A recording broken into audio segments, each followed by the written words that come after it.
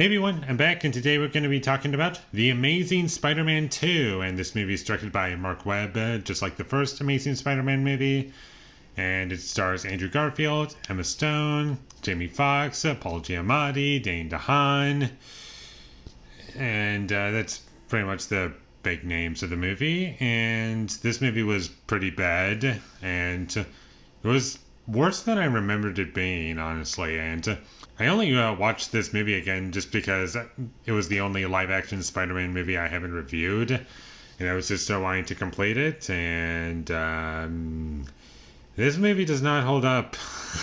It was really bad, and as a whole, it doesn't really work. The romance scenes in the movie don't really work for me, whereas in the first movie, I remember them being like a lot better. Like, that was the best part about the first movie, the first Amazing Spider-Man movie. Whereas in this movie, they're just like on and off again, and the characters, they just don't have anything to them. There's nothing interesting about them. And the most entertaining parts about this movie is when it's just like funny bad, which is about 30 to 40% of it.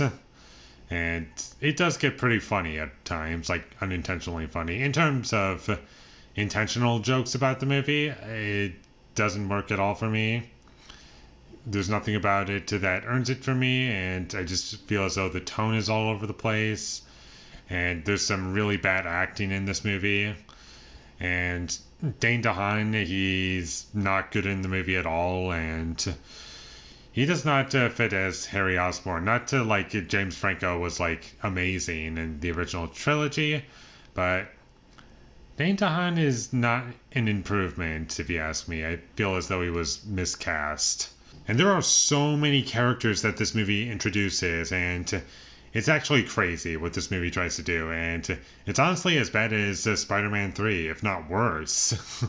Because we got 3 villains, but unlike Spider-Man 3, those 3 villains have even less screen time than they did in like Spider-Man 3. Like in Spider-Man 3, the main one you get is Sandman. He has like top screen time, is what I meant to say. It was basically what I mean. And then you have the new Goblin, and then you have Venom. 3 villains right there. And you get a few scenes with new Goblin, and you get a little bit of Venom. But in this movie, you get mostly Electro, and you get one scene of Green Goblin, and you get like half of a scene with Rhino.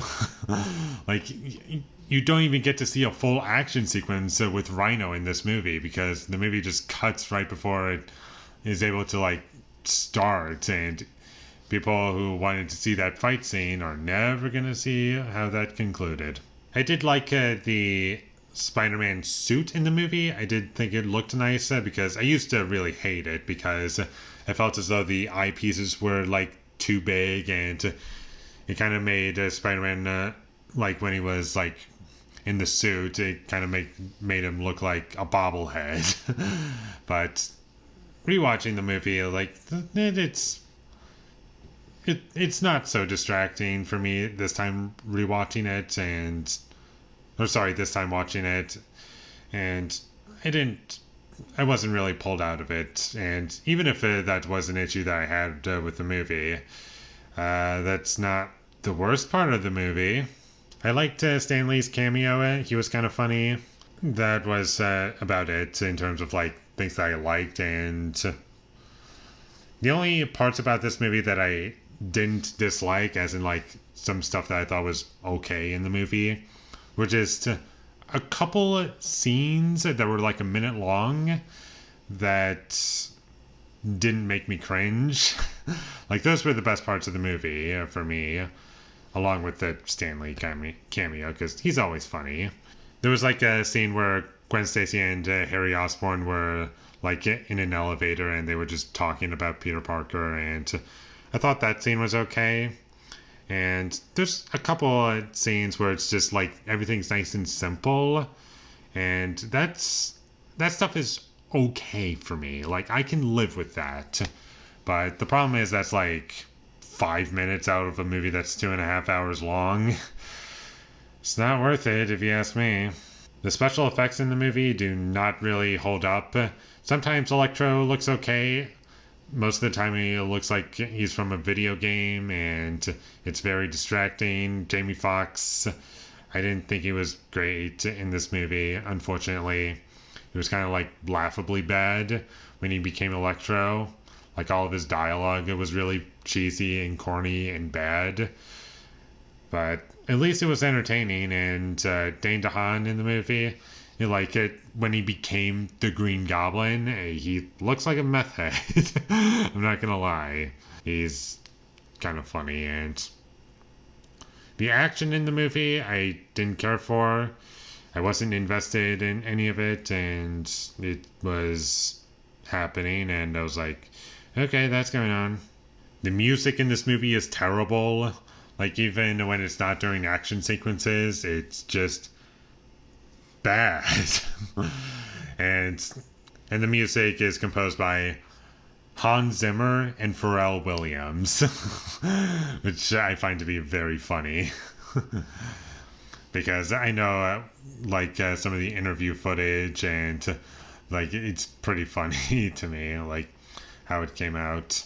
And one thing that really stood out to me in terms of, dialogue that I found to be really weird is that characters kept repeating the same line over and over again. And I don't understand why they did that. Was it to try and heighten the emotion or something? I don't understand what they were going for there. And it happens quite a few times in the movie. Not in, every scene, but it's enough to, notice it. And I also kind of find it interesting that Shailene Woodley was going to be in this movie playing Mary Jane, and she was completely removed. And you would expect to see her in one of the deleted scenes, because I believe there was a on-set photo taken of her, she was going to be as Mary Jane, but that was completely, that didn't work in the movie at all. And I believe any scene with her in the movie is not even in the deleted scenes, which I find to be kind of interesting. And the whole Sinister Six setup that this movie was trying to make, and that eventually failing because this movie didn't do too well.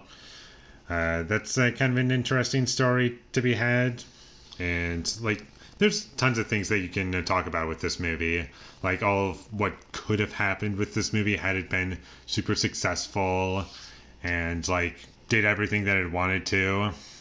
I guess, if that makes sense. You can just, make up theories, but unfortunately, it probably won't make the movie as a whole that we got any better. It's more just, the conversations surrounding the film, what could have been and what we actually got. Stuff like that is interesting to me for this particular movie. There was also a lot of Sony product placements in the film. Lots of that, which if you watch the movie, that's something you're going to have to get used to. And for anyone who's curious, I would say that this is probably the worst Spider-Man movie ever made. Worse than Spider-Man 3, if you ask me.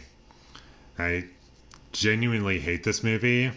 It's kind of funny at points, but it is really painful to sit through because it's so long, and there are plenty of points in it that I find to be really dull and boring, and it's just not engaging for me at all.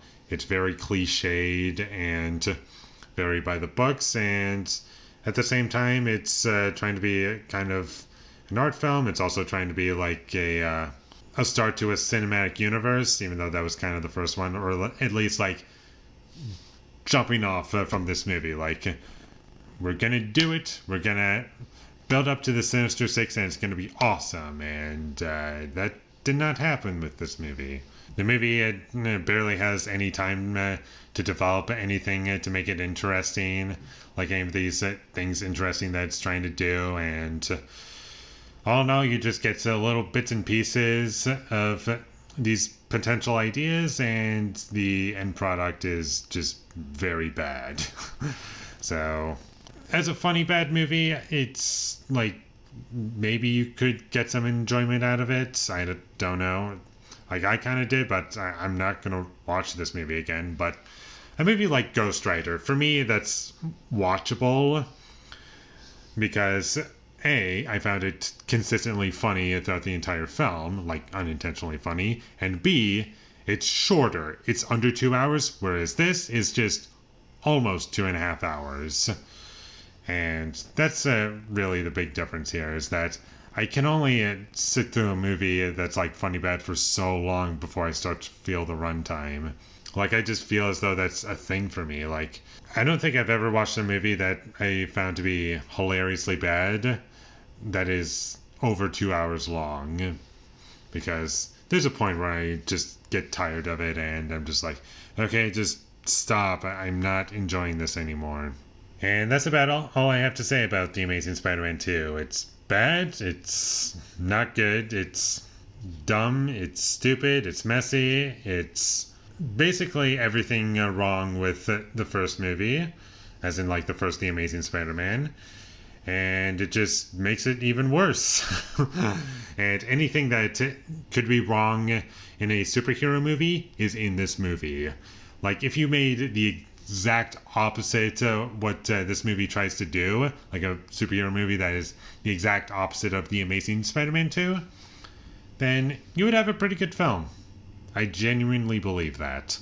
And with all that being said, I'm going to give The Amazing Spider-Man 2 a 2 out of 10. No pun intended. Thank you for watching my videos as always. If you enjoyed this review, be sure to leave a like and comment down below you thought of The Amazing Spider-Man 2 and my social media links. They will all be in the description, so follow me there. And last but not least, subscribe to be a part of Foley Nation, and I'll see you when I get my next review up, and that is going to be for a superhero movie that came out the same year as The Amazing Spider-Man 2, 2014, for anyone who wasn't sure. And I saw it once in theaters, and I think I've seen bits of it after that point, but never the full thing. And I think now's about time to revisit it, and that movie is Captain America: The Winter Soldier. So look forward to that, but until I get that up, thank you for watching and have a great day.